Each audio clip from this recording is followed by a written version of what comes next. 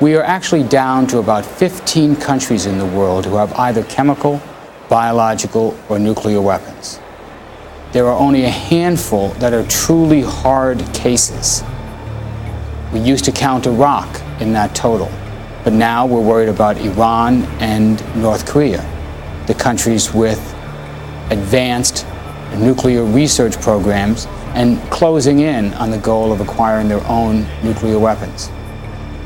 How we deal with these hard cases of Iran and North Korea will determine whether or not we continue the progress of eliminating these weapons, or whether a new arms race begins, a new wave of proliferation.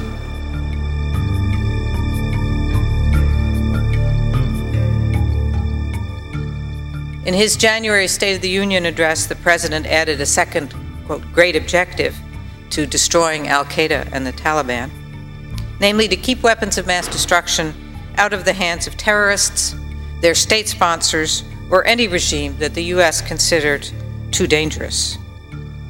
This took the long-standing inequalities in the nonproliferation regime a giant step forward, explicitly redirecting U.S. policy toward a self-defined set of bad guys.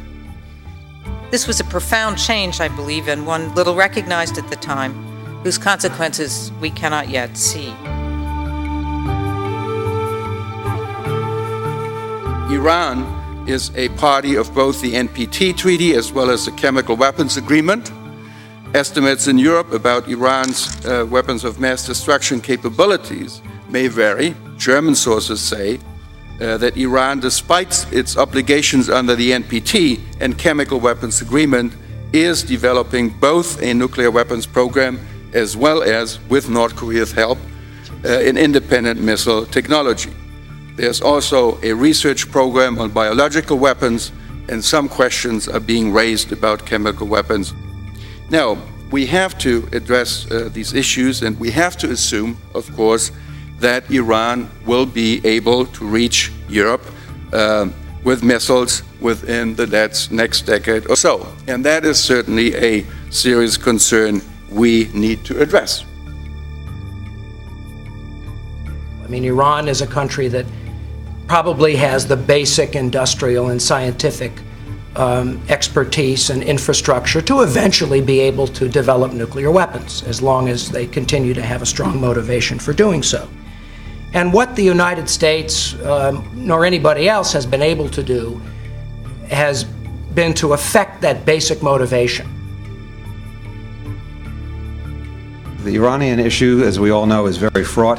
There are many dimensions to it, many dangers, from the possibility of this country acquiring advanced biological weapons beyond what it might have now, and certainly nuclear weapons, which is the focus of our discussions today. And I think in particular we'll want to scratch our heads about the doctrine of the Bush administration to preempt countries that are moving up the nuclear ladder, and how this may be applied in the case of Iran. I think the key issue now is whether the new situation post-September 11 with Iraq, the Bush administration's determination to disarm Iraq, whether that may open some new opportunities to influence Iran's motivation.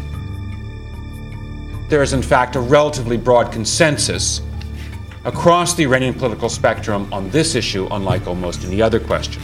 From Tehran's perspective, the overwhelming argument that you're going to hear across the political spectrum in Iran is that Iran's security situation requires self-reliance, that Iran faces serious threats from powerful neighbors and no prospect of assistance in meeting those threats. And of course, we've seen very clear evidence that the government in Tehran is quite worried about being next on the hit list of the axis of evil and looking for ways to try to appease the U.S., to try to avoid provoking U.S. pressure and even military attack. The counter-argument, of course, and I think this is a valid argument, is that in terms of Iran's threat perception, the emergence of at least a perception of a greater U.S. threat certainly strengthens the argument for developing nuclear weapons as a means to deter the United States.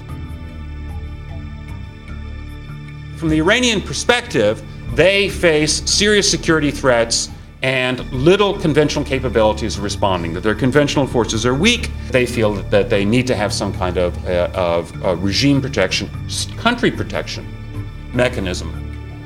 And that's why, well, weapons of mass destruction and long-range missiles looks very attractive across the political perspective inside Iran. And in particular, a nuclear weapons program inside Iran looks like a real winner